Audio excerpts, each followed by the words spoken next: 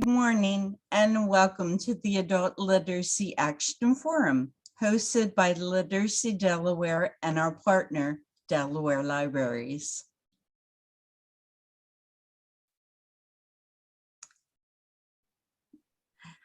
I'm Cindy Schermeyer, and I am so pleased that you have been able to join us this morning.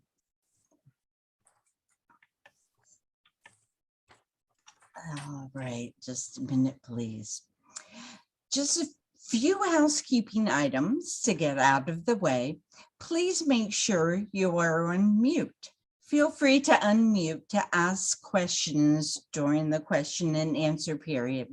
You can also just drop your question into the chat, which we are monitoring. We are recording the forum, and we'll make both the recording and slides available to you. We are thrilled to have 4 leaders in the field of adult literacy with us today. Next slide. Today's forum would not be possible without the support of Delaware Libraries, United Way of Delaware, Highmark Health Options, and PMG Consulting. Thank you for your belief in the power of adult literacy. Next slide, please. I would like to acknowledge and thank the Literacy Delaware Board of Directors, Carol Bailey, Diane Frenzel, Robert Bailey, Dan Cruz, Judy Mellon, Dr. Andy Norman, Greg O'Neill, Stacy Price, Muli Ravilla, and James Spadola. Their support and advice has been instrumental in moving us forward with new partnerships, ideas, and resources. Next slide, please. In 2023, Literacy Delaware will celebrate 40 years of advancing literacy through training, tutoring, English language acquisition, and advocacy for all Delawareans. Still staying true to adult literacy, but having advocacy, collaboration, and target programming. Next slide, please. We have a great lineup today of adult literacy experts. Proficient literacy skills are a huge contributing factor to economic mobility, workforce, and quality of life throughout Delaware and the country. I applaud the many initiatives in the state to bring literacy to the forefront. Dr. Norman is going to tell you about one such initiative, Communities of Excellence. It is my honor to introduce Delaware's State Librarian, Dr. Annie Norman. Thank you, Cindy, and thank you everyone for attending today. I'm delighted to be partnering with Cindy to help conquer all the literacy challenges in Delaware. Cindy has so much to share from her experiences with adults that can inform our efforts in early literacy as well.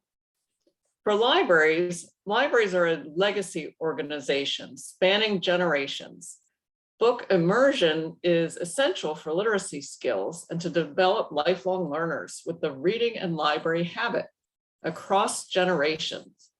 Delaware libraries are connected. We established a statewide library technology infrastructure about 16 years ago.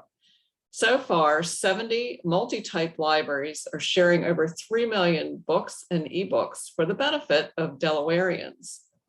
The powerful shared library system ensures equity of access and capacity so that an abundance of quality books are available to all, regardless of economic circumstances. Book immersion, by also connecting public and school libraries, which is our weakest link with the greatest potential, would ensure that all Delaware children have equitable access to books, regardless of whether they are taken to the public library, and for ensuring an equitable culture of reading for Delawareans across generations. Delaware Libraries partner with Cindy and Literacy Delaware in the National Communities of Excellence, which Cindy mentioned. It uses the Baldrige framework for collective impact, and it's facilitated by Peggy Geisler from PMG Consulting. We'd like to acknowledge and thank Lowell Cruz and Stephanie Norling, who are here with us today from the National Communities of Excellence. We thank them for guiding us in our journey. We're developing a Delaware literacy dashboard across the lifespan from birth through adult, with the goal to include all literacy efforts in Delaware, to identify gaps and opportunities to improve impact. We aim to connect all libraries and all organizations for seamless literacy solutions.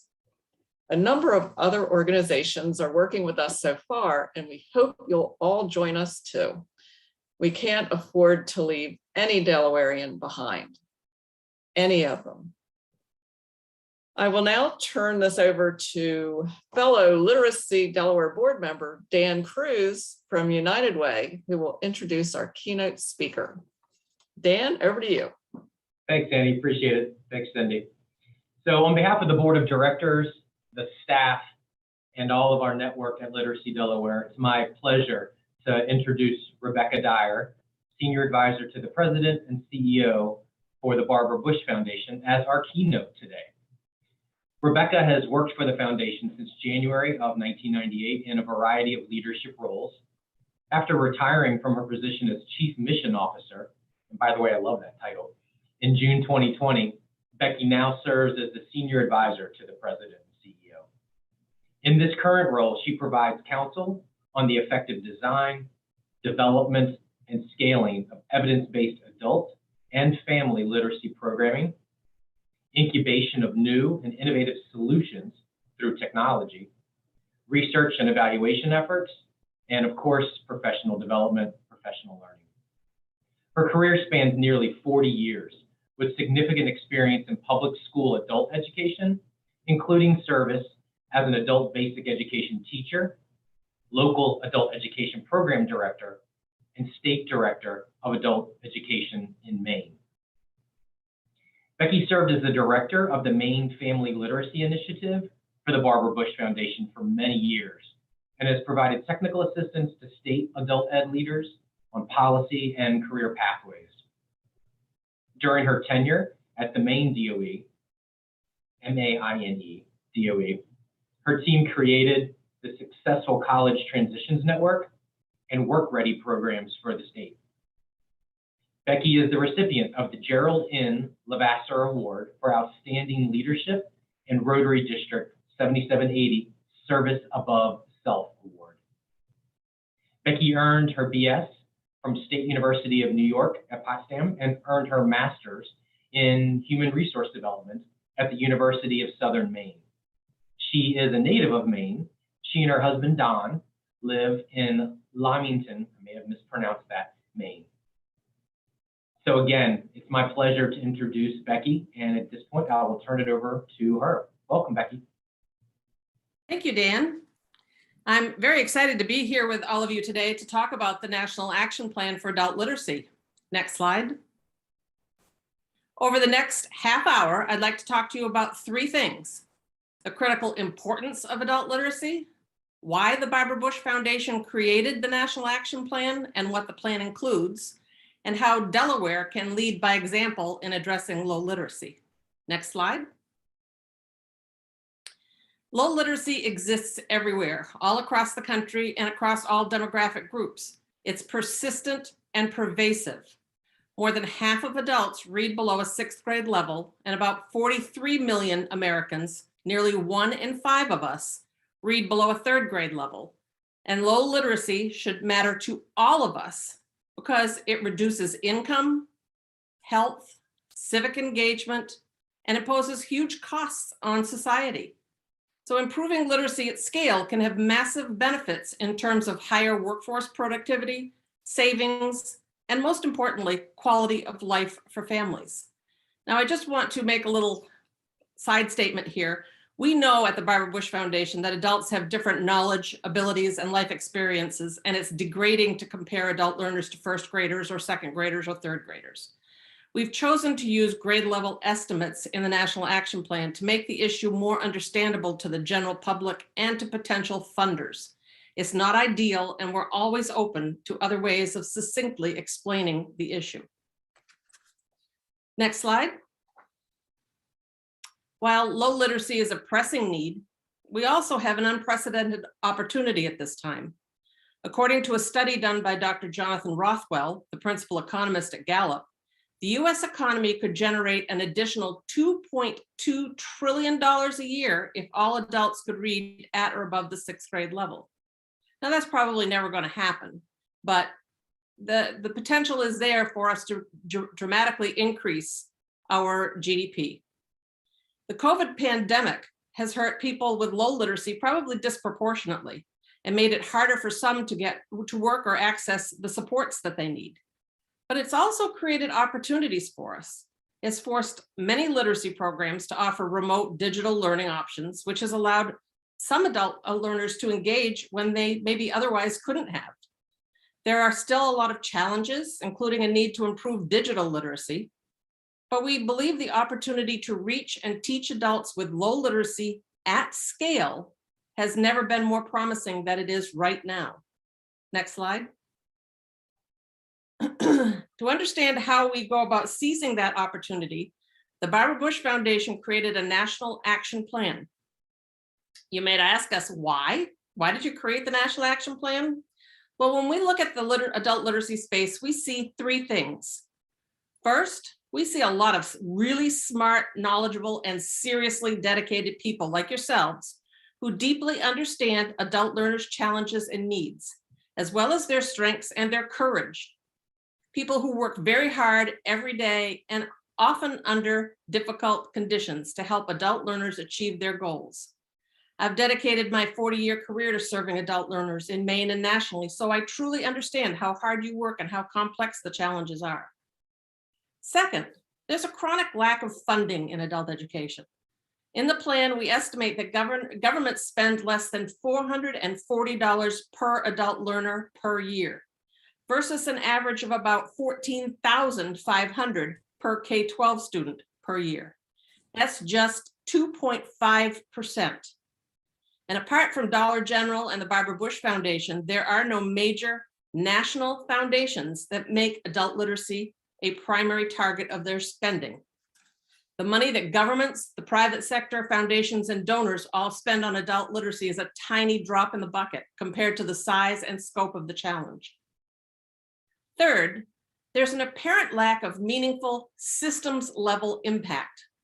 Whether you're an adult educator, a program leader, a researcher, a funder, your work makes a real difference in the lives of adult learners.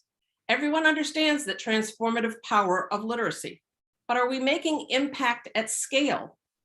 In other words, in numbers big enough to make a real lasting reduction in the rates of low literacy?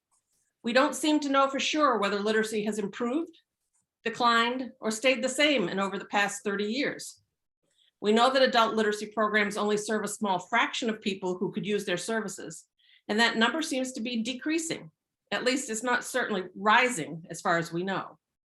Mrs. Bush asked me personally in 2015, as we celebrated the 25th anniversary of the Barbara Bush Foundation, if we were making a difference. She said, in 25 years, have the numbers changed? I knew we were impacting the lives of families that participated in our programs, but I also knew that we didn't seem to be making a dent in the national numbers. They were still the same or even a little higher. I could make a case for continuing what we were doing, but I didn't know how we as one single organization would ever be able to reach 43 million people. And that's what this National Action Plan is all about. Given that this is the state of the field, the primary goal of the plan is to bring new resources into the cause of adult literacy, so we can make meaningful, lasting impact at scale in improving reading and writing skills. The secondary goal, which supports the primary goal, is to lay out an initial blueprint for getting there. Next slide. This process began 2 years ago at the National Summit when the Barbara Bush Foundation asked the 250 people in attendance to identify the 5 most critical needs for adult education. We then asked participants to volunteer on working groups to lay out what was needed in those 5 areas. Those areas were equity and access, data and decision-making, professional development, research and evaluation, and serving the incarcerated. There were a lot of great ideas. The 5 working groups produced about 130 pages of them. The Barbara Bush Foundation team condensed all of that into a draft plan of about 35 pages and shared the draft back out with as many of the original working group members as we could, as well as people who were new to the process, to get fresh perspectives. We talked with policymakers, employers, educators, ed tech innovators and investors, funders, and most importantly, adult learners themselves from all around the country. Perhaps the most often stated guidance was that we make the National Action Plan actionable and succinct. All of those conversations helped us clarify the language, confirm the facts, and consider new ideas. And they pointed out 2 big issues. All of those recommendations cost money, and it wasn't clear where that money would come from. Also, it wasn't clear who exactly would carry all of them out.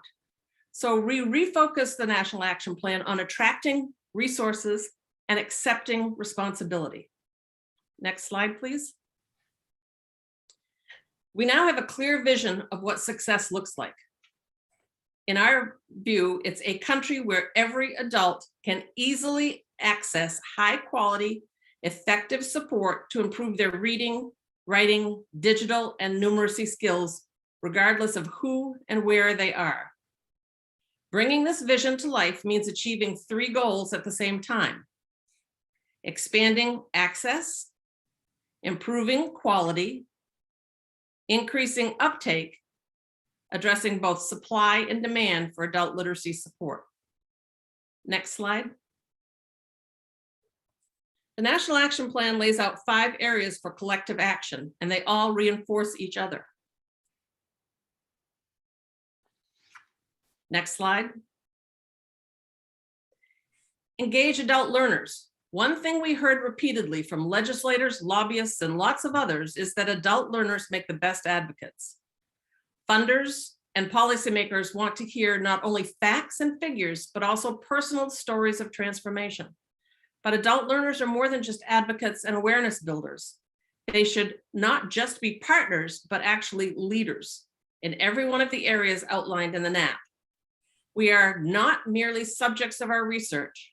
They are not really merely subjects of our research, but should help decide what gets researched in the first place and help guide our efforts. Adult learners must be engaged in designing professional development for programs for literacy instructors and innovative new ed tech platforms and delivery approaches. To put it very clearly, our efforts under this National Action Plan to bring about transformative impact at scale will not succeed unless we center the voices of adult learners and empower them as leaders of our movement. So this initiative underpins all of the others. Raise awareness and advocate for change. Adult literacy is a hard sell, as I'm sure many of you know, for a lot of reasons compared to other priorities.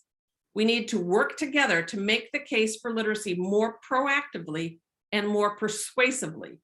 More funding begins with more awareness and greater appreciation of the importance of adult literacy among key influencers. Also, most of the working group's efforts focused on the supply side of the adult literacy question.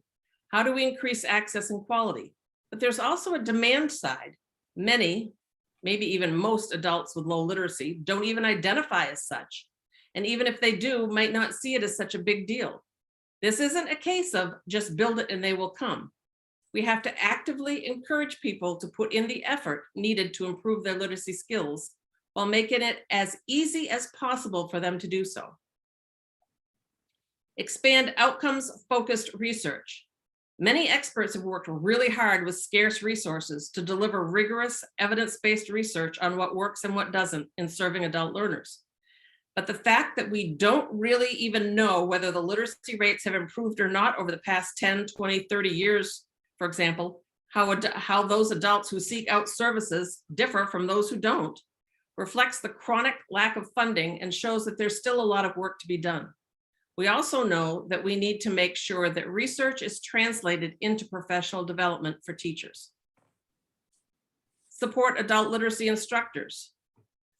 Our frontline soldiers, our first responders, if you will, are the real heroes of this story.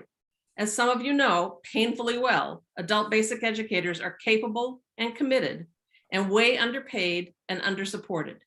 We want to bring together and build upon all the great work that COABE, Pro-Literacy, American Library Association, and others have been doing to really raise the status of the profession and make sure literacy instructors are equipped with the absolute best tools available to do their jobs. Invest in innovation while scaling proven approaches. One of those tools is mobile technology. The pandemic forced a lot of natural experiments in blended, remote, and asynchronous learning techniques. And there's exciting new research coming out on these topics almost every week. As the NAP cites, only 10% or so of adults with low literacy are currently receiving services. To reach the other 90%, technology has to be a part of the solution. We're already seeing all around the country how existing programs are leveraging technology to increase their reach and their impact. But innovation doesn't mean just technology. It means bringing literacy support to people wherever they are. All of this means partnerships, just like the one you are all forming. All of these initiatives are mutually reinforcing. Increased awareness will generate funding for research, for example. And the results of that research can be used to further increase awareness and attract more funding. Research informs professional development, which can guide innovation, which in turn provides new content for research and professional development while further increasing awareness. The idea is that by coming together and taking a systems approach to the challenge of adult literacy, we can turn what has been a vicious cycle of underfunding and neglect into a virtuous circle where early wins generate further successes. Next slide. To carry out the National Action Plan, we just launched All In. All In stands for the Adult Literacy and Learning Impact Network. It's made up of coordinating council and a core team. The coordinating council includes senior people from 15 leading organizations in adult literacy, including adult learners, as well as foundations, government agencies, corporate partners, and employers, serving as champions, guides, movement leaders, as well as the governing body for the core team. The core team is a small team of professionals tasked with implementing the National Action Plan. It will mobilize resources, facilitate cooperation, broker partnerships, and report progress. The core team will report to the coordinating council and ideally could include staff on secondment from other organizations. But the consortium team can't do all of this work on its own. The vision is that it will bring together and work with different advisory panels, task forces, ad hoc working groups to achieve the National Action Plan's objectives. This is the idea of collective impact, bringing together in a coordinated way the vast resources represented in just this conference, along with many, many others to generate systems change and meaningful, lasting results at scale. Next slide. To achieve large-scale impact, All In will support and engage local communities to leverage partnerships across networks. Place-based solutions and face-to-face interactions are necessary for meeting learners where they are. Partnerships in workplaces, places of worship, courthouses, and even barbershops could significantly move the needle on program uptake and ensure there is equitable access to those services. By gaining greater access to potential learners, sharing tools, and coordinating state efforts, the whole becomes bigger than the sum of its parts. Next slide. We also know that Literacy Delaware is currently launching a collective impact place-based initiative with the libraries, and we are excited to see this initiative unfold. Delaware also has a unique advantage that positions it not only to lead in adult literacy efforts, but to exemplify how those community-based approaches are the key to success. You can draw from past examples which lay out a blueprint for Delaware to move forward and ensure the success of the program. Delaware is the second smallest state by land area and fourth smallest by population, making travel time short and allowing for easier collaboration with donors and decision makers. Even within this audience, we have adult educators, librarians, funders, legislators, all in one room. You can build from Literacy Delaware's strong track record. And for example, in the past year, 80% of learners achieved progress in reading and or English language skills in the last program year, while 100% of learners achieved at least one goal in the last program year. As you go forward, we at All In and the Barbara Bush Foundation are looking forward to seeing your innovative approaches and sharing them back out to the rest of the country. As Delaware has done since 1787, when it was the first state to ratify the Constitution, it can become a national trailblazer for expanding support and awareness for adult learners. Thank you very much. Any questions?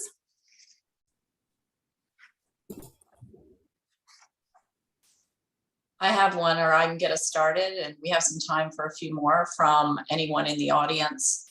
You know, in Delaware, we've figured out from a data perspective, and we're woefully probably inadequate in collecting our data, right? That we have about 200,000 individuals who meet this criteria of which you're speaking today. And we only really address less than probably 3% of that population. As I was doing research across the United States, most of the coalitions that were statewide really looked at the K through 12.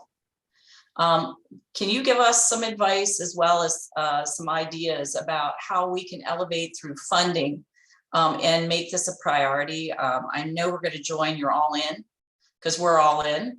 But I think what we're going to really struggle with is trying to help support and scale the infrastructure needed to start addressing some of these issues. And if you have ideas of how we can really a battle cry for some of our funders and others to understand the economic pain points that you've outlined here, I'd be really appreciative to hear what some of those strategies might be.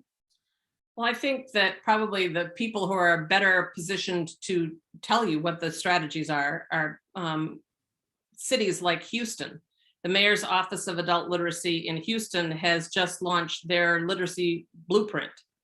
So I would suggest that you get a copy of that. And if you need to have me do this, I can send you Federico's email address. David Rosen told us a couple of weeks ago that Nashville has a collective impact initiative for adult education, and they're in their second year, I believe, or third year. So I would suggest talking to other cities that are doing something similar. I know that just yesterday we discussed on a call with our core team some things that we could do to help Delaware or any other city that wants to move forward. And I think we're going to try to put together some kind of a, I don't want to call it a handbook, but some guidance on how to take on collective impact. Right. One of the things that occurs to me when you're talking and works really well is getting a couple of us who are doing some of this work from a statewide impact together collaboratively. Share those best practices and then maybe learn from each other. So we look forward to that if you guys are going to move in that direction. So are there other, yeah, great. Are other questions? I want to make sure if anyone has some questions, we have a few more minutes before we need to move on in our program. There aren't any questions at the moment, but Scott put a link to the adult literacy blueprint in the chat. So thank you, Scott, for doing that. Thanks, I have a comment. Sure. I really like the idea of involving those that do struggle with literacy. That's very important. However, how do we overcome the stigma, whether it be English proficient, quote unquote, students or learners, and also speakers of other languages? How do we get to have them realize that this is something that the educational system has been involved with as far as failing them? And how can we make them know that we value their input because they need to be the major stakeholder. And then ultimately that would fall upon us. Well, I certainly would welcome help from David or Michelle or Eric on this one, but my view is that you meet them where they are. You find them at their barbershop, at the local hangouts. You meet them there and you work with them at their level. To ask an adult learner to come into a school is a terrifying thing. I've had I had one adult learner when I was the assistant director in a program come in with his wife. He just lost his trucking job and he was terrified. And I tried to be as patient and kind and compassionate as I could and signed him up for classes. And the next day his wife came in and said he wouldn't be attending classes because he'd had a heart attack. He was so stressed out over seeing me that he literally had a heart attack.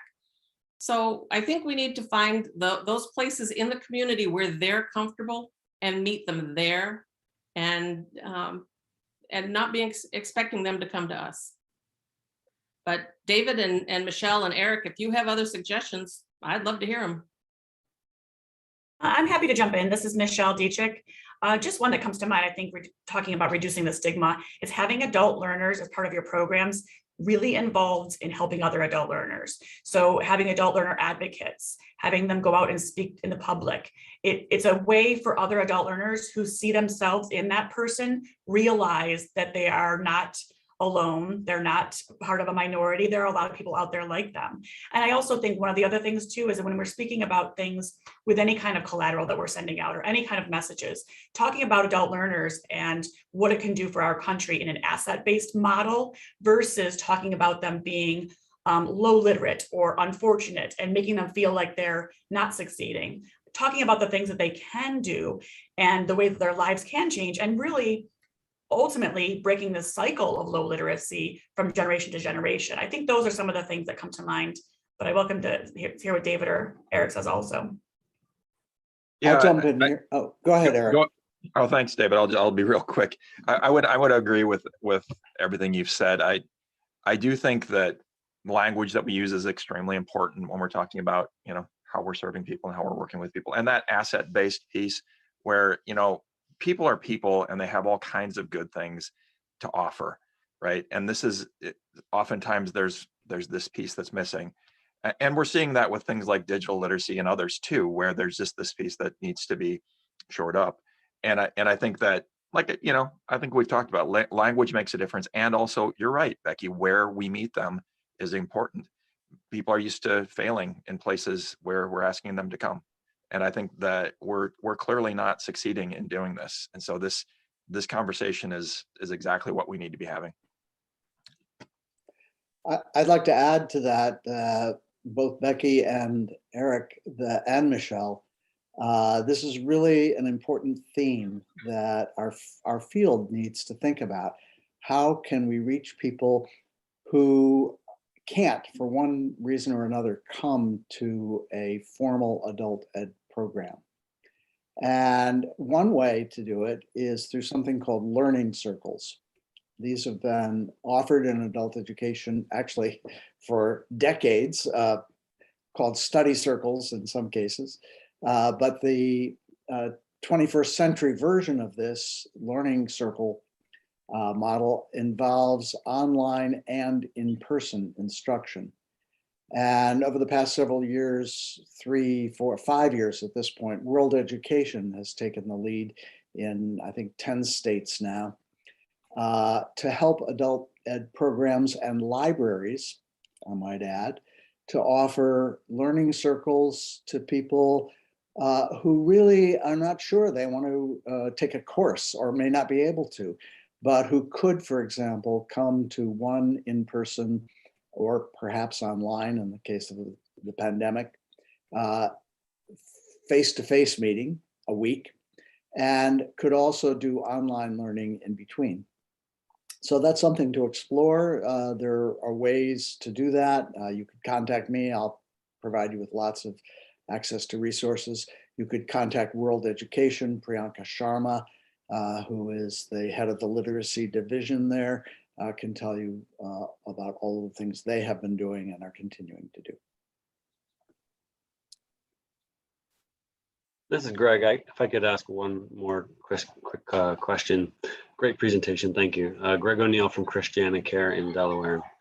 I'm questioning if to meet the scalable needs that we have in terms of the economic impact that we all know literacy can have, I'm wondering what your thoughts are on, in addition to investments, how can we incentivize companies, governments, insurers, large entities, basically everyone in the economic ecosystem, how can they be incentivized to pay attention to this and make it part of their structure so that we can actually achieve scalability? Any thoughts on that? That's an excellent question, and I really don't have an answer. How about the other three? Do you? I have a couple of suggestions. One, historically, and I'm sure you'll remember this, Becky, there was a national workplace literacy initiative that incentivized programs across the country. And during the period where that was funded, I think for about a decade, there was a huge investment, private sector investment, matching the public sector investment. We might explore doing that again. The other is that there is a very interesting model with a company called Tyson Foods that you may have heard of. They have made a major commitment to all of their employees, and they partner with adult basic education programs. So there are a couple of models, and they're not the only ones. McDonald's, for example, has a tremendous service to their English language learners in particular in the restaurants. So there are some models, but your point is well taken, which is how can we make these better known and scale them up? It's an excellent question. Yeah. Other questions or comments? Because we really appreciate the dialogue. I think we learn just as much through our discussions here as we do from the presentations themselves. Anyone else have any thoughts or questions? Peggy, this is Dan. More of a thought or a comment around part of the conversation around taking the resources and the methods to the people, meeting them where they are, building that trust. To tease out a little bit of a Delaware example, we talked about going to houses of worship, but what works really well in Delaware is our community-based organizations. Many of them are on the line with us today, already have that built-in trust. So the need to take on the effort to build the trust takes time and focus and human capital. We have that already in existence in many community-based organizations that are hyper-localized, where because of the services they provide, whether there's a literacy challenge, whether there's a financial challenge, they're ready to open up because they've already opened up. I'm thinking of examples like the Latin American Community Center, First Aid Community Action, the State of Delaware and United Way Stand By Me program. On the ground, our local Habitat for Humanities as well. So embedding a cohesive plan in a handful of pilot or anchor CBOs is something that we've done before with other initiatives across the state. It's an asset that we have when we talk about leveraging Delaware's unique advantages, not just geographically, but because of the history, putting those two, history and geography, together. We've got the template there that we could move on for something like this. So Delaware folks know this, but I'm tying a few points together that the national folks shared and some of the local folks know as well. No, and Dan, I think you're absolutely correct. And with our size, I think to Ms. Dyer's point earlier, with our size and this initiative from the Communities of Excellence with Dr. Norman and Cindy Schermeyer as co-chairs and putting together, we're working towards a dashboard and a comprehensive plan currently. That I think you're correct. We have the footprint to mobilize some of the best practices. And I think we have an interest in the workforce landscape. I think the engagement, I'm trying to remember who gave that best practice that we're talking about, how to engage the employers. I think that was Dr. Rosen giving some examples, which I want to appreciate Alta Porterfield put the link in there about the Tyson group. I think we can take some of those when we're putting that plan together to inform those practices and that deployment. So I think these are really great discussions. I want to see if there are any other last minute questions before we start to move on in our program. I think this has been a good dialogue. I'm really excited. I think we're going to be all in, Becky. I think we're all in as a state, and we want to create that model. And we really want to learn through your organization and others on how to do it. So any last minutes? Go ahead. I did notice one thing that came up in the chat from Philanthropy Delaware about visually noting the economic impact of low literacy, a one-pager showing data. The Barbara Bush Foundation has, I think about 2 years ago, maybe 2.5 years ago, did a literacy gap map. It's currently on our website. And we're in the process of working with someone from the American Libraries Association to update all of that data and improve it. So keep watching for it, but we will have something out, I would say, within the next year that updates that adult literacy gap map and includes some of the things that they're looking for. That'll be really helpful. And we've put together from a state perspective what we think the cost is. What we're trying now to do is a forecast on the cost of the loss of earnings in addition. So what is the return on investment when someone is able to incrementally increase their level and get a higher paying job?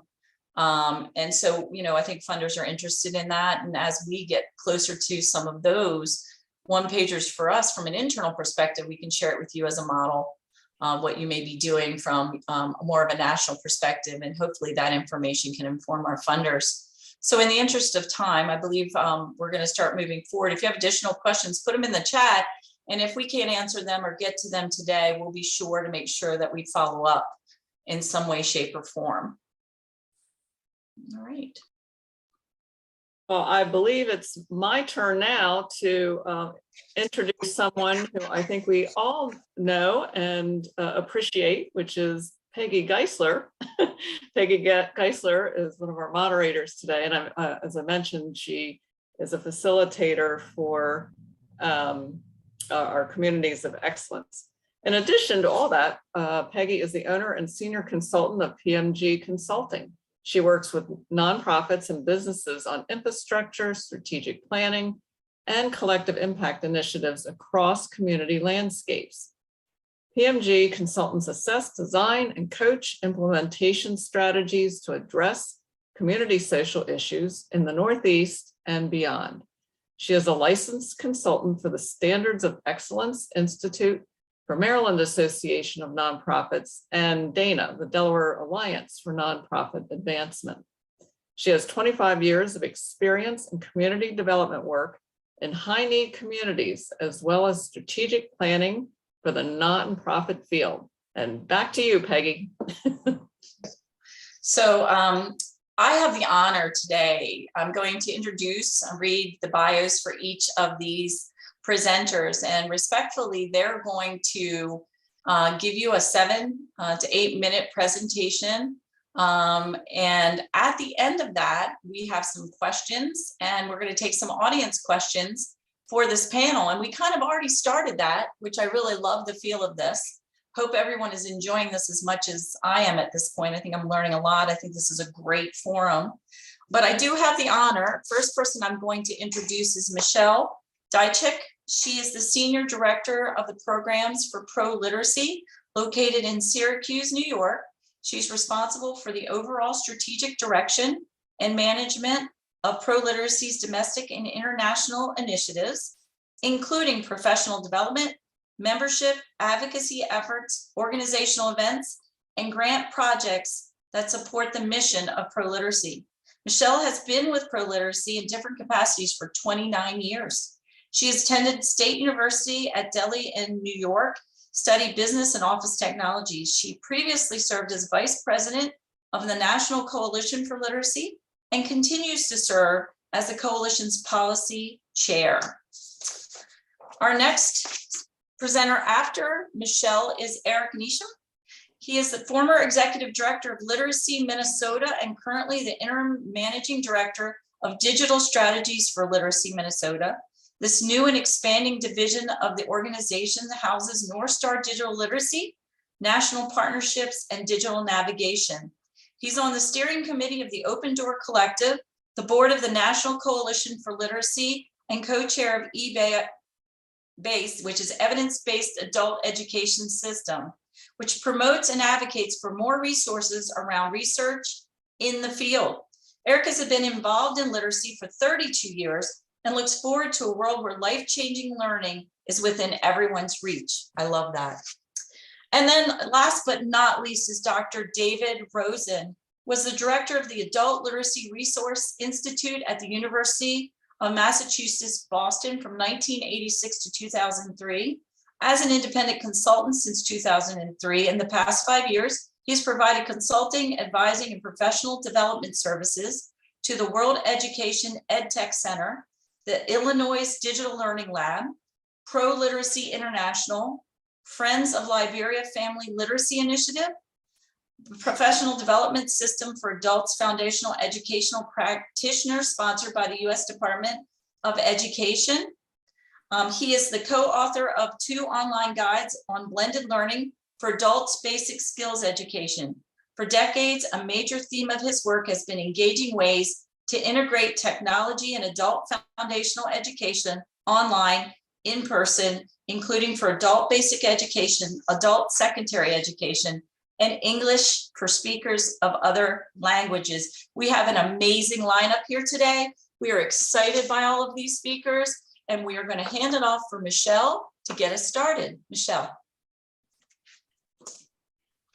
Hi, everyone. Thank you. Thank you, Peggy, and thank you, Cindy, for inviting me to this. I'm really happy to participate, and I'm glad we're bringing everybody together.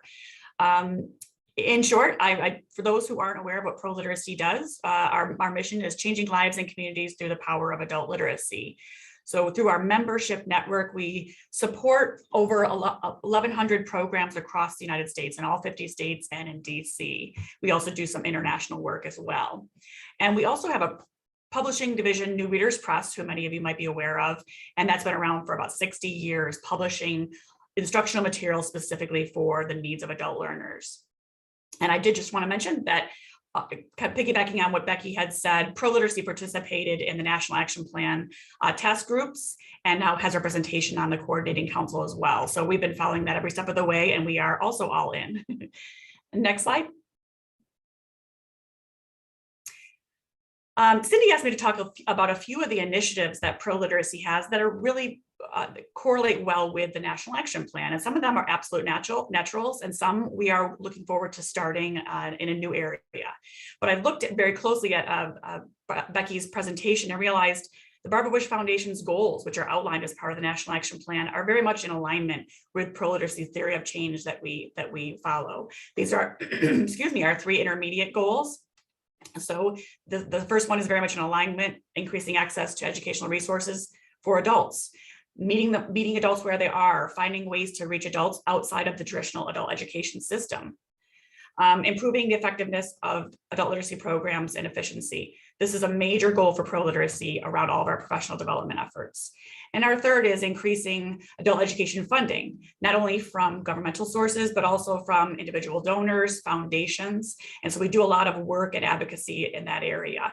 And that, of course, as Becky had mentioned, these are all really mutually reinforcing. So the advocacy that we do is ultimately to be able to reach new learners in different ways and to help programs be more effective so that they can reach more learners and move learners through the system more quickly.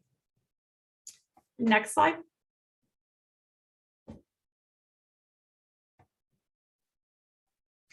So Becky had already mentioned each of the 5 areas of focus for the National Action Plan, and I just wanted to talk about a few of the initiatives and projects that Pro Literacy works on that align with that. So engaging adult learners as movement leaders, extremely important, and I think all national organizations can do more of this. Many of you are aware of Value USA, led by Marty Finster-Bush, an adult learner himself. And so Pro Literacy has partnered with Marty and Value USA on a number of initiatives. One right now that we're working on is offering a leadership training that was developed by Value to organizations across the United States. And that leadership training is designed to help adult literacy providers improve their programming, but with a special emphasis on including adult learners as part of that planning process. But we do focus on making sure that adult learners are part of every testing and piloting process for anything that we provide, whether it's professional development, free resources for students. We want to make sure that adult learners' voices are represented and that we're meeting the needs of those diverse types of adult learners. We already mentioned raising awareness and advocating for change. ProLiteracy does this on a regular basis, along with other national organizations, of course, like NCFL, COABE, ALA, Barbara Bush Foundation. One recent, about a year and a half recent, was an advocacy toolkit for adult education and literacy that we developed in partnership with David Rosen and a couple others. And that is a comprehensive adult advocacy toolkit that doesn't just focus on governmental funding. It focuses on state funding at the state level, at the local level with your local legislators, but also with corporate foundations, with family foundations, and also with advocacy with individual donors. We think that it's really important for adult education programs to have that diverse sources of funding. And so we focus very much on that. Along with that, we're launching a new initiative focused on encouraging corporate and foundation funding sources, both at the national level. As Becky mentioned, there's Dollar General. There aren't too many Dollar Generals out there. We need to find more of them and engage them and find more resources out there, large funding resources that can help local adult programs. But we also want to engage local foundations and help local providers engage local foundations and local corporations that can be supporting them. And ProLiteracy, while we support both WIOA funded programs and community-based programs that are privately funded, we think it's a major responsibility of ours to be focusing very much on corporate and foundation for funding sources for local programs. Switching gears to expanding outcomes-focused research. ProLiteracy does not conduct a lot of research itself, but we realized along the way that we need to partner with researchers along the way. There's a lot of great research out there on adult literacy and providing services. Much of it is a little old, so we do need to invest more in additional research going forward. But we also think it's really important for adult education research to be shared with the world. There's a lot of research out there that people aren't sure where to find at this particular point. So ProLiteracy is really proud to be able to try to publish some of that research and use our network of 1,000 member programs and an additional 3,000 publishing customers to share it and to help with the professional development that goes along with that. One way we do that is with our Adult Literacy Education Research Journal, which is offered 3 times a year for free. It's a peer-reviewed research journal. We've recently produced some research briefs. We have about 7 of them right now, and they're on different topics related to adult education, including student motivation, inclusivity in the classroom, digital technologies. And so we also have an accompanying PD initiative to help organizations understand how to use that research in their day-to-day practice. We've published research papers thanks to eBay's and ODC, Open Door Collective. A great group of researchers did a lot of interviewing and surveying of programs across the United States on how to focus on COVID and the changes that resulted from that. What were the challenges that they faced and how do they rise to that challenge? So ProLiteracy produced that paper, and we will be having a follow-up of that as well to find out what practices will stay around, what practices we can continue to practice throughout the instructional organizations. And we're also just touching on something, we just had an initial meeting around this, but we're exploring a partnership with Syracuse University in archiving of adult education research out there. We know that there are a lot of entities that held this research and housed it, but they're now in different places, and there is no one central place that adult education organizations can go to use this research for their daily with learners. And so ProLiteracy is looking into how we can fix that. Supporting adult literacy instructors, and this really speaks to the improving the effectiveness and efficiency of adult literacy programs nationwide. ProLiteracy Education Network is our professional development portal, and we have over 800 resources on that, from a local template to a budget to training videos, our tutor training, online courses. It has a lot of different things that local programs can use, both instructors and administrators and trainers as well. Learning from a distance training, which will be launched in the fall, it speaks to a little bit of what David and Becky had talked about in meeting learners where they are. So we learned from the pandemic that there were some great practices that came out and some great innovations that local programs found in reaching learners very differently. So whether that is from learning circles to blended learning, synchronous, asynchronous options, that training will be available in the fall for free to adult education programs. We have our tutor training that was built about 5 years ago, and we're beginning to expand on some specific professional development offerings that dig into some pain point topics for instructors, helping them dig into each of those and expand on their knowledge in those areas to best meet the needs of a diverse set of learners. And then, of course, as I mentioned, we have New Year's Press, our publishing division, and we're embarking on some new initiatives to launch some new products in ESL, in workforce resources, and also continuing to offer more digital products to meet the needs of learners that are changing every day.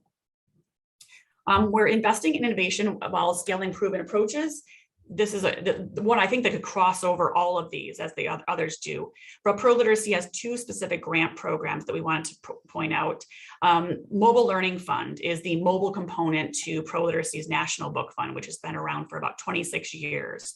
And that is using donated funds to try to get New Year's Press mobile products into the hands of adult learners. And so we think it's our responsibility to try to help local programs when they often have to cut materials budgets to help them get those so they can continue to innovate and use different resources with students. And also just new about 6 months ago, the Literacy Opportunity Fund. This is a partnership with the Nora Roberts Foundation in which Pro Literacy is distributing grants for general operating expenses. And this could be for any literacy organization, any expense to help local programs expand their offerings. And David Rosen really did a good job of talking about learning circles. I don't even have to explain that now. Thank you, David. But Pro Literacy wants to continue to expand, whether it's distance learning, blended, high flex, using learning circles, virtual learning circles. We want to continue to expand on those and provide new resources on a continual basis. And one of the other areas where we have focused heavily on are providing free student resources. So there are a lot of materials out there that are at a cost that programs need to pay for those. And Pro Literacy wants to continue to expand and provide as many for free as we can to programs. We know that many adult literacy organizations are providing digital products, and we are also a proud supporter of the Barbara Bush Foundation's X Prize winner Learning Upgrade. So we provide that through our publishing division, but we're also partnering with them on many ways to reach new types of learners, whether it's with a domestic violence center, refugee resettlement programs. So we really believe that we're using that to help increase the literacy skills of those individuals, but also meeting them where they are, which is outside of the traditional adult education system. And knowing that, of course, there's what we've come to know as binge learning, where students are going to class, but then they're maybe spending 10 minutes, 20 minutes in the evening, every evening, adding on to that, which is really showing a lot of promise in expanding, I should say, facilitating a faster process for learners to reach their goals. So those are just some. I know I went through those very quickly. I don't want to take up too much more of my time. If you go to the next slide, I assume this PowerPoint will be shared out with all participants, and each of these resources that I mentioned previously has a link so that you can go and find it and explore it. And I put my email at the bottom, so please feel free to reach out to me if you have any questions about any of those. Thank you, Michelle. And yes, we will. And don't forget, people will be back and able to ask you questions as soon as we get done with the other panelists and their presentations. And we'll be moving forward now with Eric. Yeah, thank you. I switched to my phone. I'm having a little bit of internet connectivity issues, so I'm hoping my phone is a little bit better. Let me know if I'm struggling here, so I won't turn my camera on. Thank you so much for inviting me. This is a great forum for this conversation. And I really appreciate it being built around sort of this conversation that the Barbara Bush Foundation has brought to us.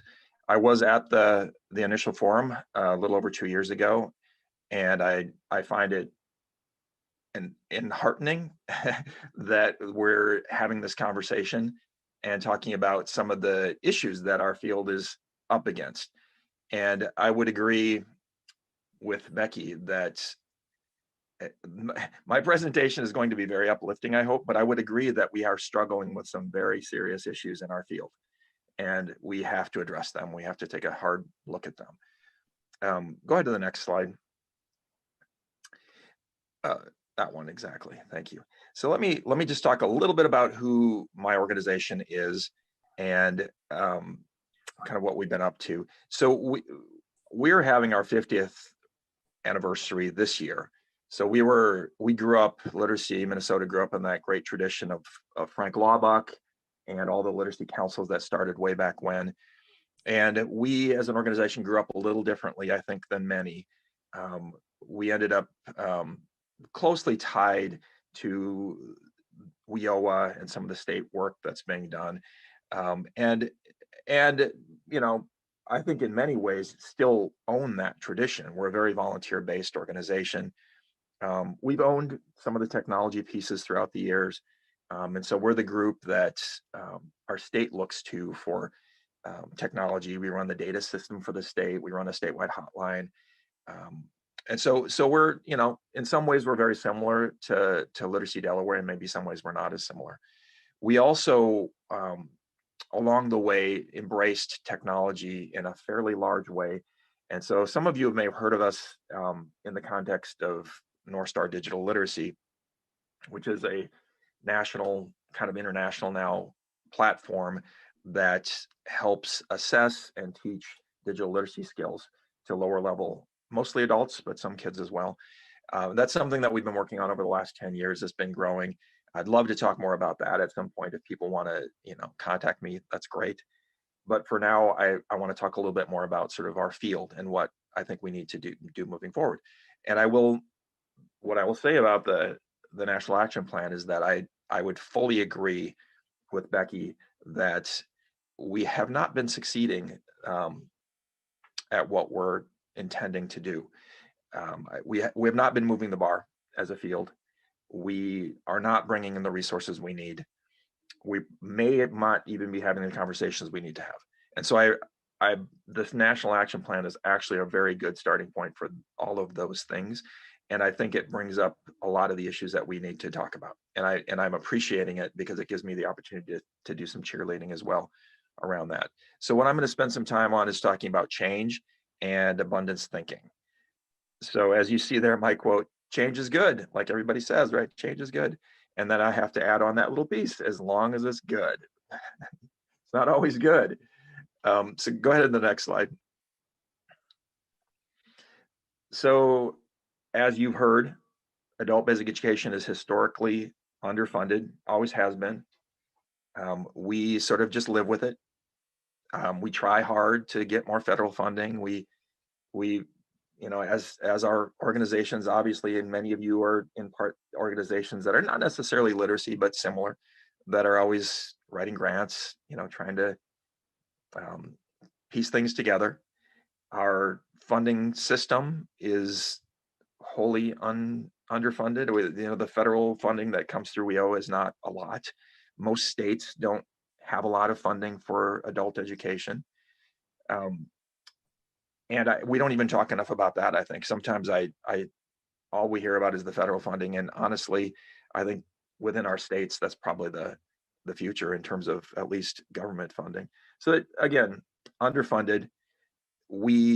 Because of that, we think about scarcity all the time. That's in our DNA. We're scrimping and saving.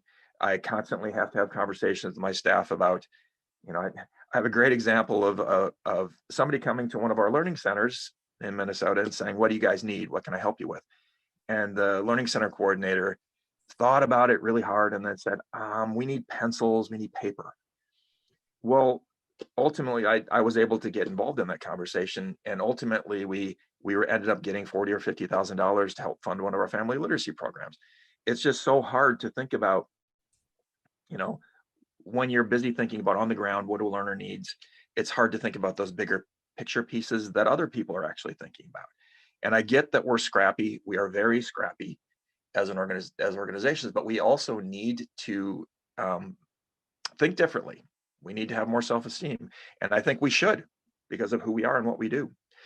In some ways, I think there's a silver lining around the pandemic in the sense that it has changed everything. It's changed the way that everyone thinks, and it's changed the way we think. and have to think. So I think what I think it's done is brought to light the fact that digital literacy is part of literacy. And we now have a whole group of people that we normally wouldn't have considered part of our, wheelhouse, that is now part of our wheelhouse. And I've always said that one of the challenges that we have as a field is that people don't feel connected to us. So like funders and the general population kind of think of us as the other, right? And so the fact that now digital literacy is part of our wheelhouse, I think has changed that. Everybody knows somebody who's not digitally literate. And even though a lot of our learners are different from that category, I think it does bring us the opportunity for more partnerships to work with different groups. And that window is open right now for us to have those conversations about funding, about who we serve, about who we partner with and how we partner. I don't want to go deeply into this, but as you start to see the funding streams flow, what we're seeing is with the Digital Equity Act, for example, billions of dollars that should be going to the skills part of this conversation, not just the devices and the broadband, but actual skills building around digital equity. And if we don't act now, we're not going to be able to access that. That's going to be coming down through every state. We have to be partnering with the right people and having the right conversations right now. And when I look at this group here, I'm fascinated and really excited because you are a group of people who are those partners. You're coming together to have this conversation. You're not just adult literacy people. You're the partners. You're the peripheral groups that need to be part of the conversation to really solve for what we need to solve. And again, the window is going to be open widely, but briefly. So I think it's imperative that we have this conversation now. Go ahead to the next slide. So I'm going to, my agency is kind of known for big picture thinking and sort of thinking, out of the box and so on. But I will tell you that I have had several experiences that I'm going to share with you real quick that will tell you that I think the same way everyone else does in some ways, and I have to learn my lessons as well.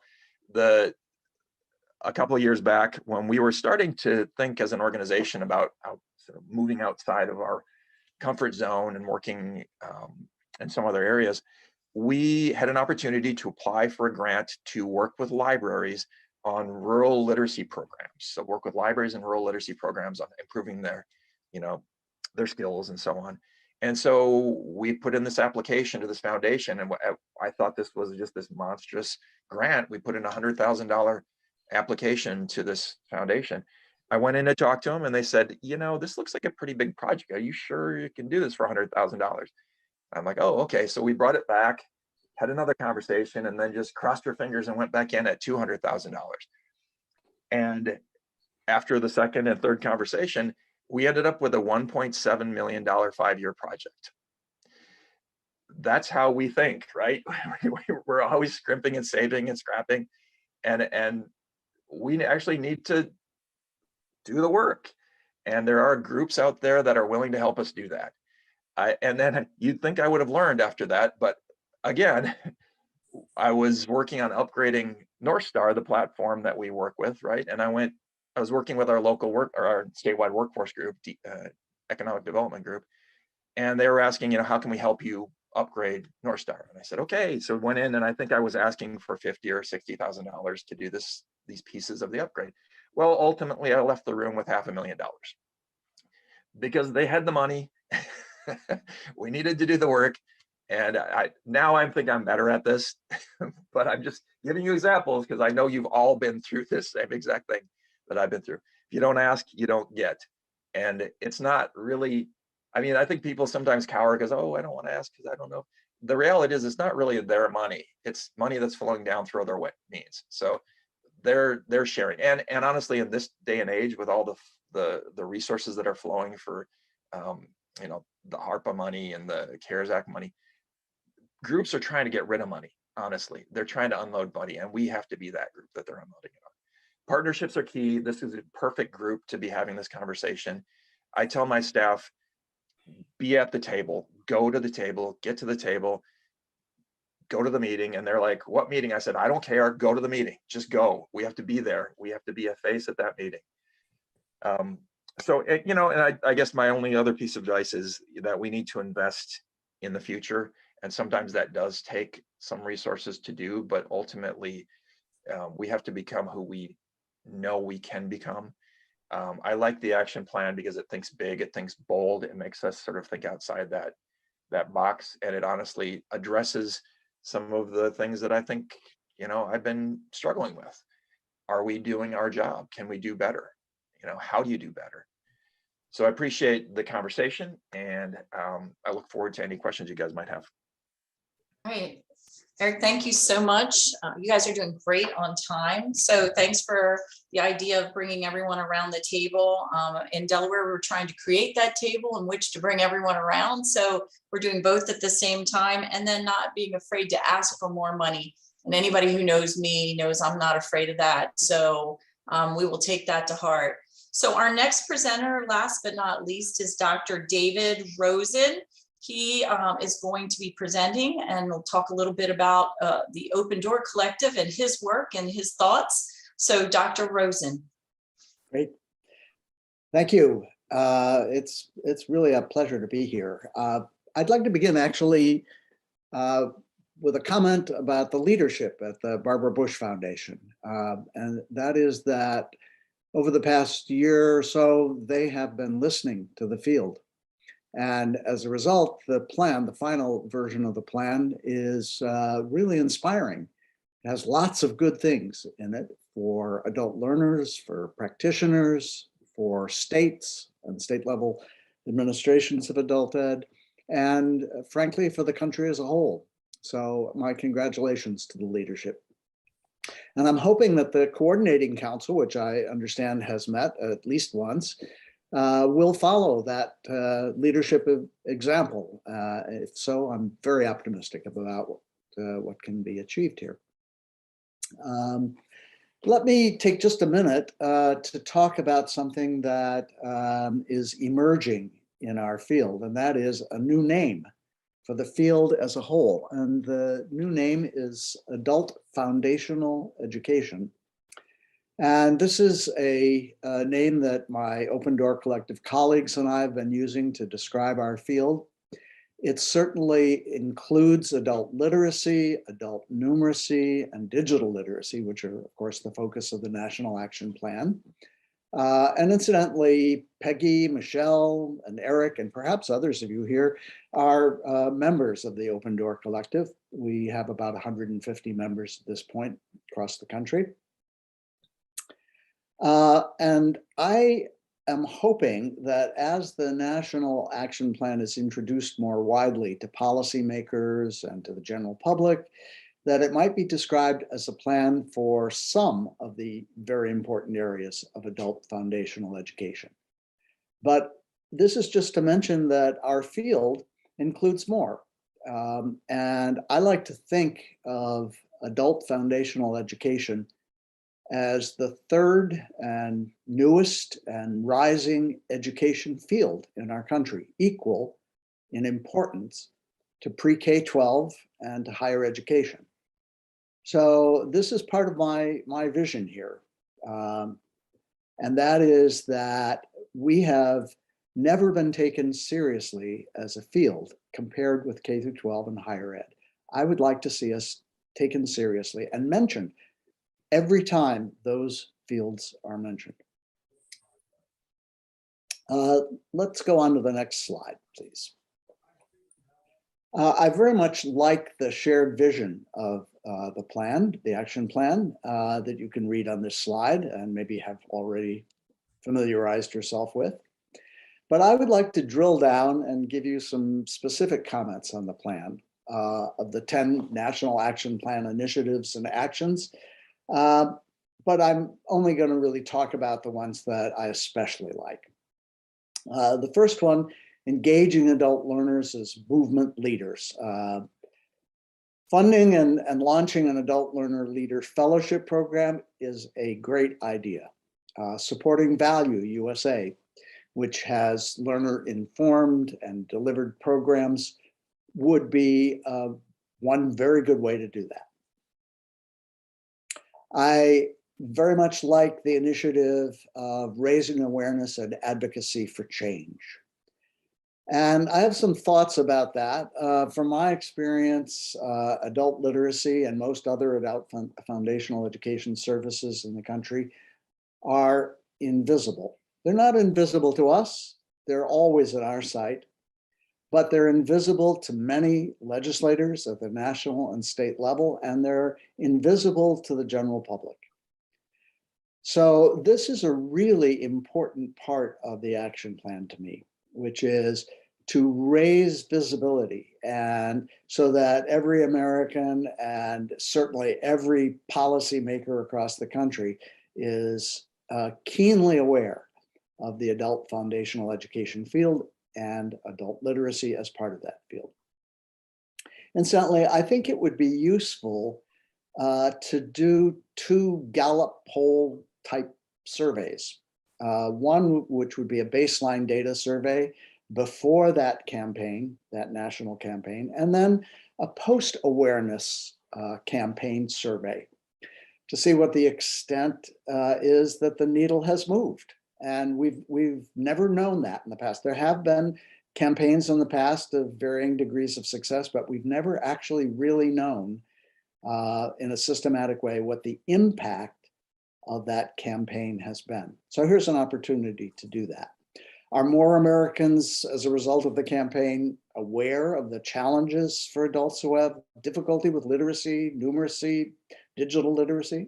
Are they aware of the challenges for their families, employers, communities, and for our economy? Those are the kinds of questions I would hope those surveys might get at. And incidentally, to make this work, it is essential to get major employers and national media, now including, of course, social media, deeply involved in the success of this campaign. So another initiative is outcomes-focused research, to expand that. And I have some thoughts about that. As a researcher, I can tell you that we lack a full picture of how many programs and how many adult foundational education learners there are in the United States. We currently only collect data, or almost only, pro-literacy has a big effort in this that I should mention, but outside of the pro-literacy effort, all of the data that are collected on programs are through the Workforce Investment Act, Title II, the Adult Education and Family Literacy title. And we know from the pro-literacy surveys, and we know from our own experiences in adult literacy programs, that there are more learners enrolled. But how many more? It looks like the National Action Plan, at long last, may tackle that. And I'm very excited about that. Another comment on research. And some of you know this, but maybe others don't. For 2 decades, our field had federally funded national research centers focused exclusively on adult foundational education, adult literacy. The first one was the National Center for Adult Literacy at the University of Pennsylvania. It, I think, was started in the 1980s, and I think it went for about 10 years. And then the second one was the National Center for the Study of Adult Learning and Literacy, which was jointly sponsored by Harvard University and World Education. And it also had a 10-year run, started in 1997, and I think went at least till 2007. Then, unfortunately, Congress decided not to renew funding for any national adult literacy research center, and I have no idea why. But I will tell you that our field has suffered deeply from that decision ever since. Look, practitioners can't have evidence-based decision-making without evidence. for those decisions. We need a national adult foundational education research center, ideally one like Nixall, which had a strong partnership model of several universities and which paid attention to dissemination in ways that practitioners could and did actually use research for program improvement and for teacher or instructor or tutor decision making. We need to have that again. The next initiative is support adult literacy instructors, which of course I strongly believe in. As a professional developer, I know how important this is. Creating and distributing user-friendly evidence-based training materials is absolutely fine with me. However, the larger challenge, as I mentioned, is our field has very few truly evidence-based studies, and they don't answer some of the most important questions. You might ask, well, what are those questions? I should not be the person who decides that, but I'll give you my impression of two areas. We don't know. We should know what works, for whom, for what kinds of learners, studying what, and under what circumstances. We don't have answers to those questions. We don't have the kinds of evidence that would give program leaders and instructors confidence in acting on that research. The second is having to do with digital literacy and technology. And it's questions like these: are blended learning, or what many places are now turning to a kind of blended learning called flex models, or HiFlex is a major model that many programs across the country are now exploring or actually using. But the question is, are these more effective? Are they more effective for increasing retention or persistence from a learner perspective? Are they more effective for completion of a course? Are they more effective for learning gains than pure distance learning, or more effective than in-person learning? And incidentally, you might say, well, don't we know this by now? And the answer is, we only have one study in our field, and it has looked at this question over a 10-year period. It's in Texas, and it's looked at the question of, does hybrid, not necessarily flex model, not blended model, but hybrid, which is the broader category, does it have better outcomes, better retention than pure distance learning models or in-person models? Curious? What would you expect the answer to be? Most people, when I ask that question, say, well, it has to be the in-person models. The answer is no. Over about a 10-year period, consistently, every year, looking at all of the publicly funded programs in Texas, the TEAMS group that did this, that's an acronym, found that consistently, year after year, the hybrid programs, those that blend online learning with in-person learning, did better than in-person programs and better than distance learning programs. But we need to expand that kind of study to other states. We need to look at that. Maybe it's unique to Texas. We have no way of knowing that unless we do expand that kind of research. Let's look at support for instructors. I very much think support is a tremendous importance, but there's one piece that I do have some concerns about, and that is the idea of, even though it's voluntary, a national credential program for adult literacy instructors. So I want to raise some of my concerns. One is, and some of you already know this, that states use different standards for professional development. And so if there's a national credential, that's going to be a difficult thing to do nationally, as long as those standards are different. And I don't think that's going to change. Another is, and this is something that many of you are aware of, I'm sure the case is the same in Delaware, typically 70 to 80% of the adult literacy teachers in most states are very part-time. And I don't mean just part-time, I mean very part-time. And frankly, because of that, are not interested in a credential. Another one that I'm concerned about is, and I speak from experience, I'm from Massachusetts, we have had and do have a superb credential for Massachusetts adult educators. But to do that required a serious investment of resources for the development of the program and for its continuing administration.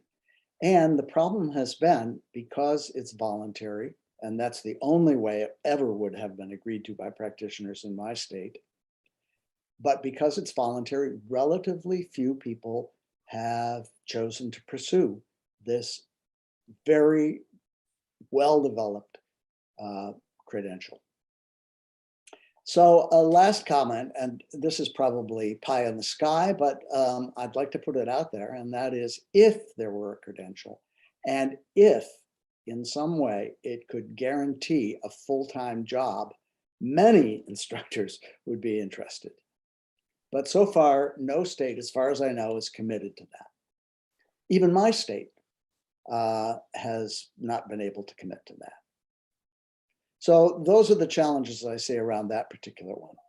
The last comment that I want to make is about investment and innovation. And I am thrilled, absolutely thrilled to see this in the plan. The catalytic grants program to fund early stage innovations, I think, is a terrific idea. And we need innovation, and we need it not only coming from federal funding, we need it at every level. And we need to explore all kinds of alternative ways. As I mentioned earlier, for example, learning circles are just one innovation in our field that has shown some evidence of being very effective, and it needs to be implemented in other states and in programs at all levels. That's just one example. There are many innovative models that we should be exploring, and this kind of funding is the way to get it moving. So those are my comments. Thank you very much for the opportunity to share them with you, and I look forward to questions and other comments and discussion that we have time for. Okay, so thank you, Dr. Rosen. I believe we will have some questions from our audience, but I appreciate your discussing some of the things that we know. We are probably not going to be able to volunteer our way out of this. We need a standardization and a way for people to be able to earn a living in doing this important work. If we don't take it seriously by what we do, others will not. And then oftentimes people don't always fund volunteer because it sounds like a feel good, not a need to do, but a like to do. And so I think those are all some thoughts just based on some of the things you talked about, just a few things. So there's been a lot of information shared here. I'm wondering if anyone has a question that they would like to pose to any of our presenters. I have some leading questions, but I want to see if anybody else has any questions that are burning right now.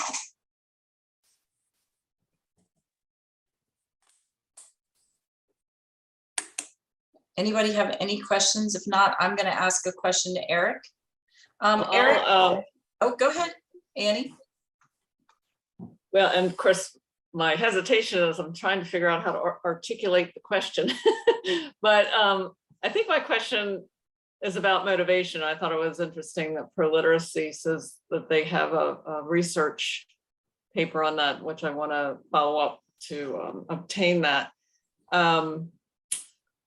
But some of the work that we've done on basic needs, we found, and Alta's on here as well, that she found, I should say, that people who need basic needs or basic support are in crisis. And so they need a lot of hand-holding. They don't have the ability or attention or whatever to attend a series of sessions. And so we were looking to see if we could develop some just-in-time tips and tricks to help people as a, to kind of get them on that learning path. But I think Becky at the beginning was saying that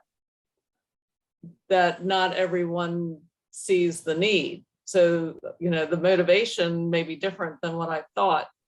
And so I guess the question is to say a little bit more about the motivation and what you see, like the range of what you see. And then also, is there such a thing out that exists or some tips or tricks that librarians could use as they work with the public that might, teach people a few things anyway? I'd like to respond to that.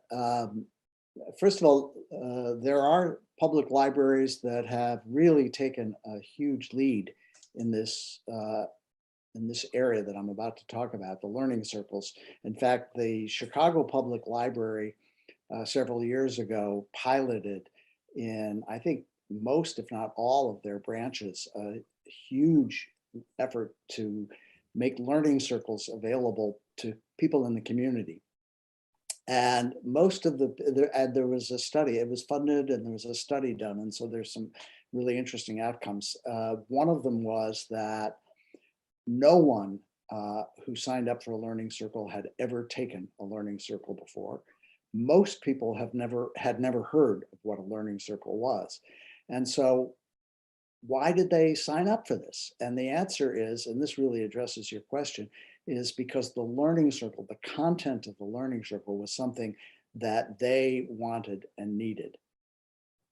So right now, across the country, one of the huge needs in urban and rural communities is for access to the internet and digital literacy skills, but not necessarily in the abstract. It tends to be a very specific need. I'll give you an example that is probably familiar to all of you personally, as well as to learners, many of your learners, and that is telehealth.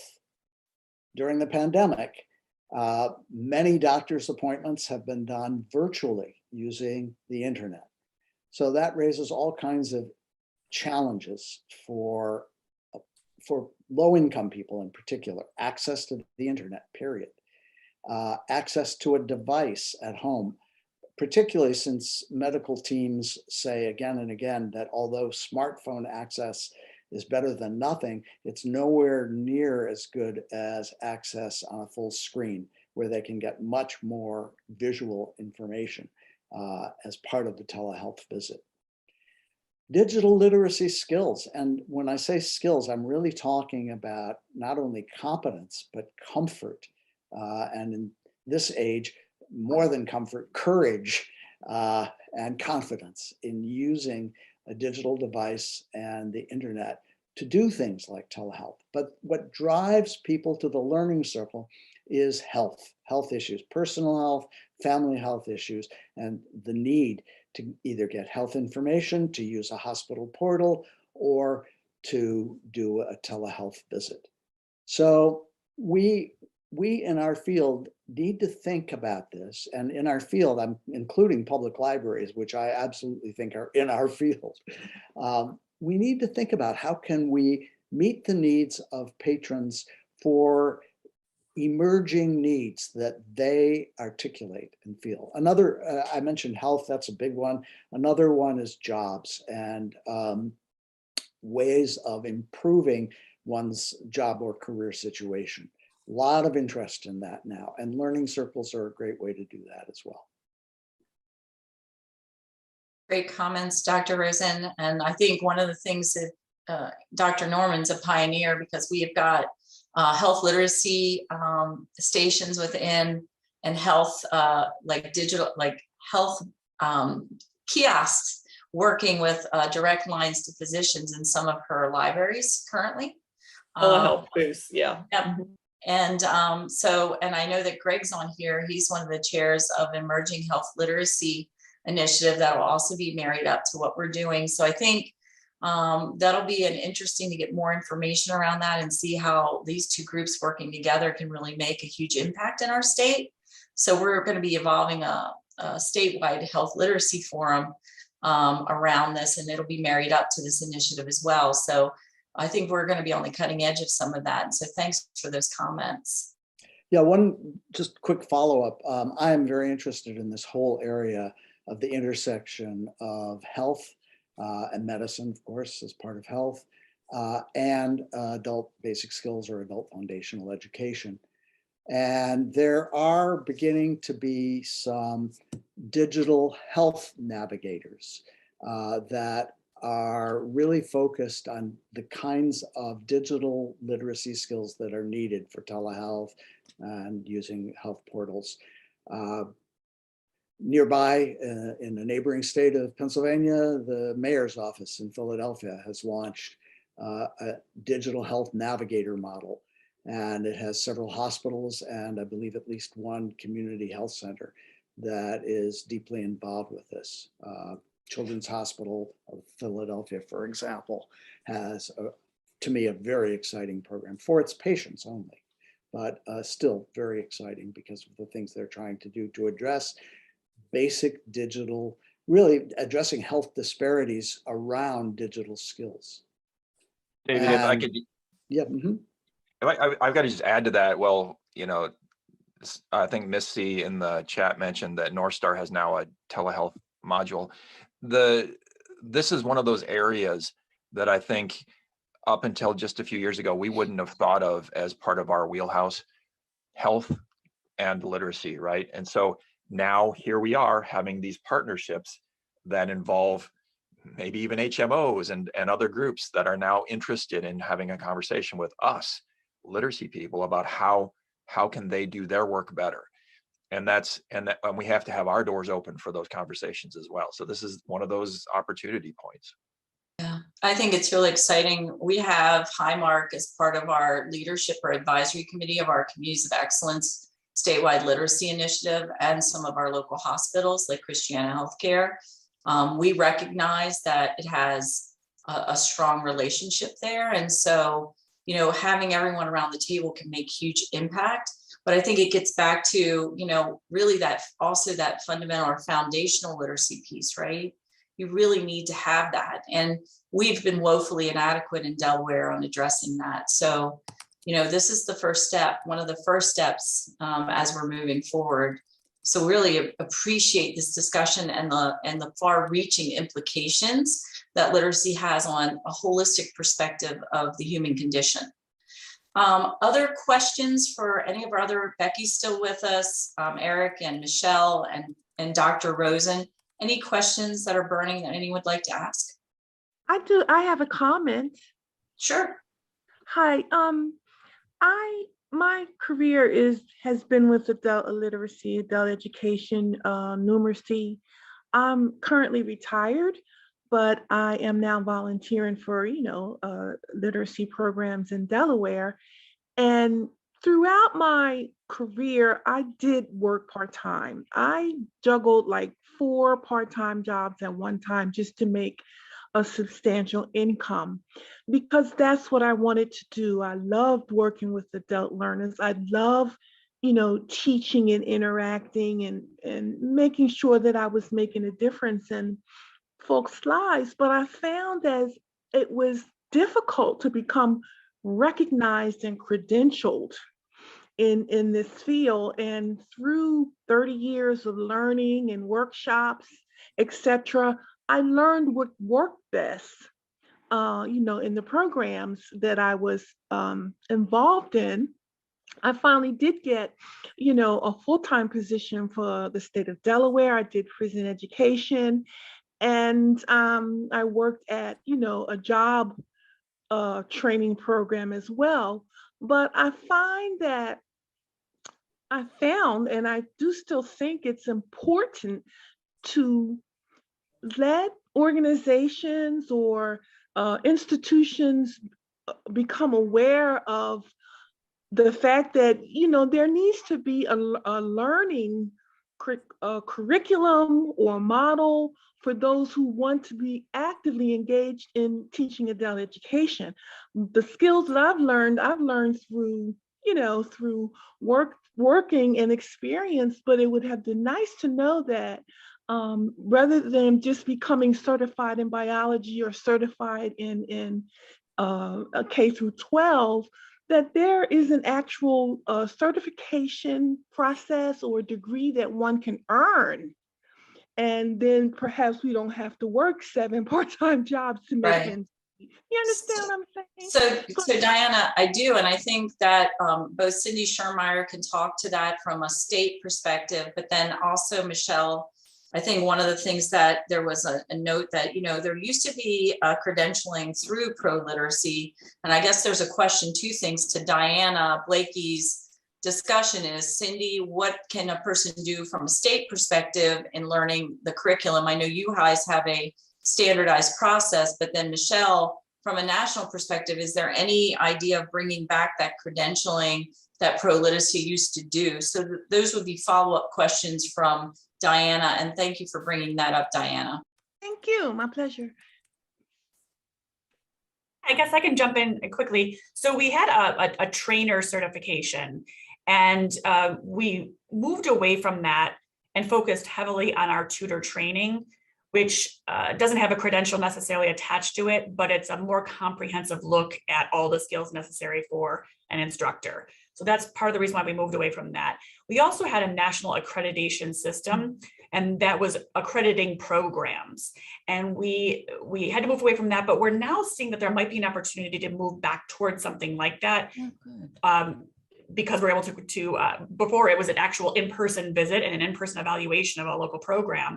Now there are a lot more opportunities to do that virtually, and self-assessment and a lot of different things that we can add to that. So we have been discussing ways in which we can do that, which is cost effective for pro-literacy, but more importantly for local programs as well. So stay tuned. We'll talk a little bit more about that. But I also think that just kind of going back to the National Action Plan, that was one of the area of focus is professionalization of the field and some sort of credential. It's a very heavy lift. It's probably a very lengthy process, but it's worth exploring. And individual states, of course, have different certifications, so that it's hard to have a national certification. But perhaps there is a way of some sort of national credential that all of the organizations nationally can bond together and embrace. So that's not really an answer, but I think it's right now is the opportunity to be having this conversation. And so what I'm hearing, and then we'll let Cindy talk a little bit about what they have internally here in the state, is that there is a lot more energy coming back around to how do we create this mechanism. Any field has to be recognized. In order to it has to be standardized in some way, recognized, and the credentialing will bring in resources because people will start to take it serious. I think getting to Dr. Rosen's comments earlier about, we need to have this adult field. It needs to be a recognized field. People need to take it serious because in the past they have or have not based on that. And so I think that discussion is really well should happen from a national perspective. And then Cindy, from a state perspective, I know that you have a pretty rigorous training program. Back when we were getting federal funding and we were part of the statewide system, I know the state did have some credentialing requirements because I accomplished that and became certified in adult basic education. I'm not quite sure the lay of the land with that right now. What we've always struggled since using volunteers is making sure that the tutor training we're offering is quality and rigorous and is based on best practices and the science of teaching reading and also with learning another language. I've always felt that it's very important that the volunteers, that we can take our training and we can stand up against other programs and say, yes, our volunteers are volunteers, but they're just as well prepared. We're always searching. So I know we've used parts of pro-literacy tutor training. We've looked at Literacy Minnesota's tutor training. In fact, I took all their training this summer, this past summer, I think, or fall.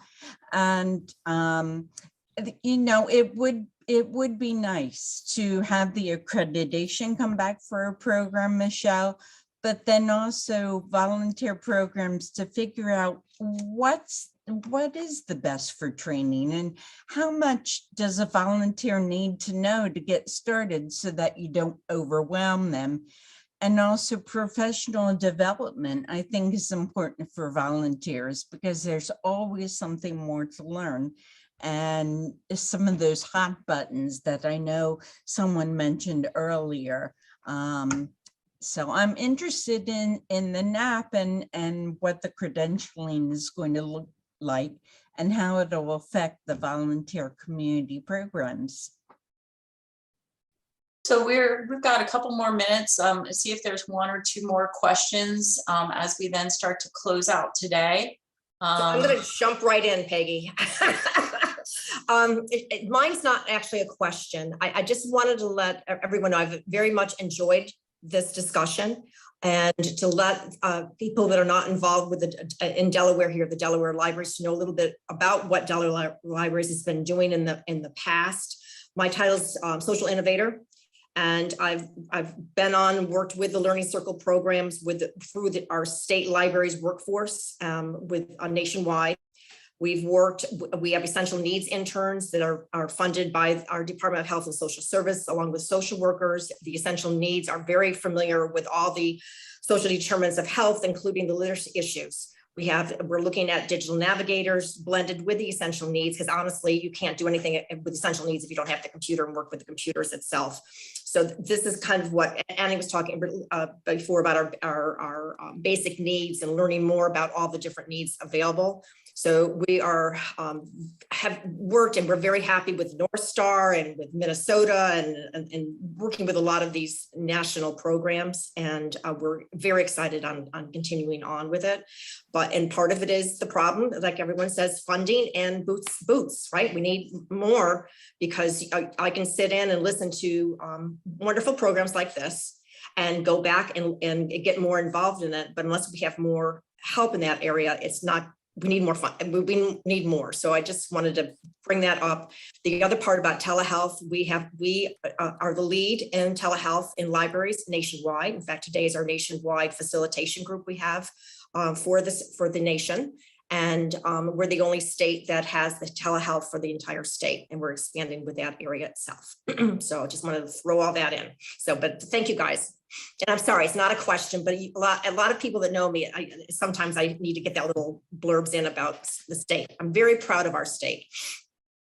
So to Alta's point, a lot of really great work going on in Delaware. And, I know that Cindy at the end, when she closes this out, if you want to get her and Dr. Norman get more involved in the Communities of Excellence work, who really a collective impact model around the statewide literacy initiative, as well as getting involved in what your local libraries are doing from a community impact point of view. Please let us know, because the more the merrier. If we're going to be all in, then we need to all be in. And if we're going to do that, we need to do it in a way that's going to really make a scalable and measurable difference in our state. Any last minute thoughts or questions before we allow Cindy to wrap this up? Going once, going, Michelle, yes. Yeah, this is not so much a question, but just, I guess, a comment also, is that thank you for doing this. I mean, I think that this is, Becky would probably echo what I say here, but I mean, this is really interesting that you're embracing the National Action Plan and embracing all in and putting so much focus on it, inviting everybody today. So I just want to say thank you for doing that. And also, I think that one of the biggest strengths, along with everything we talked about with the National Action Plan, is not only is it a great plan, it's very innovative, it's thinking differently, but it's also bringing together these national and regional organizations. And of course, Pro Literacy works with COA, works with NCFL all the time, but this is bringing us together in a very different way. So I think that there's a real opportunity for some powerful work and some very focused attention at adult literacy as an important part of the education field. So I just wanted to add that on. So thanks for being kind of the first state to jump out and do something like this. Absolutely. And I'm going to have Emma go to the next slide for your comments, because I think one of the things that when Cindy sort of closes this out, there's a call to action from a statewide perspective, right? We here in Delaware have purposely looked at what is going on from a collective impact model from the nation and your national plan. We are aligning to the national plan so that we can create a statewide impact for that. And we're doing the same model internally as a state that you're doing externally as a nation. What that will do is create more impact for you and for us, synergistically. We understand that. And so we're going to bring every power and resource to bear in our state and outside of our state to help us make literacy a priority. It has never been seen as a priority, but I think we're starting to see it that way. The work that Diane Frenzel's doing and James Spadola through the K through 12 system, what we're going to be doing for the adult system, what Greg's going to be doing through the health literacy piece, all synergized in our state to drive change. So I'm going to turn it back over to Cindy to close us out today. I like to start on time as a facilitator, and I like to end on time as a facilitator. And I want to thank our speakers, and I'm going to let Cindy turn over and thank our speakers and our sponsors. Okay, thank you very much. In closing, I would like to again thank our sponsors, Delaware Libraries, United Way of Delaware, Highmark Health Options, and PMG Consulting. Many thanks to Becky, Michelle, Eric, and David for the valuable information they shared today based upon their extensive experience in the field. I knew we had 4 of the best presenting today, and they're somewhat of rock stars for me in the field of adult literacy. So I'm just so honored that they have joined us. Thank you to our moderator extraordinaire, Peggy Geisler. I can tell you she and her team are relentless advocates for adult literacy and have worked hard behind the scenes with this forum and in other venues. It has been such a thrill for me to see adult literacy come to the forefront in the state of Delaware as it has been. And I know that they have been a big push along with Dr. Annie Norman. I want to thank the Literacy Delaware staff members, Paula Setting, Jackie Filak, and Leslie McGowan for handling registration, marketing, and monitoring the chat.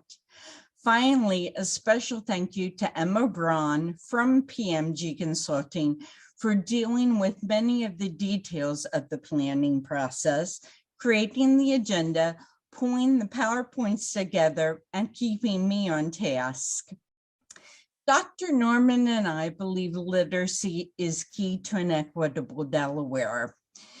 We joined forces because we believe that by creating a stronger network, building supports for adults with literacy needs and other needs, obtaining strategic funding, we can stem the tide of low literacy in Delaware so that no adult is left behind.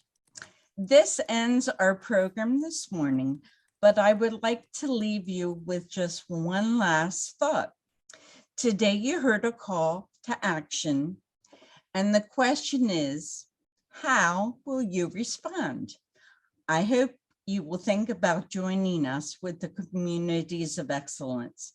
Again, thank you, everyone. Have a great rest of your day.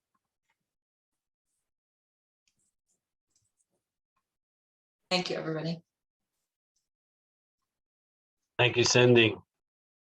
Thanks, everybody.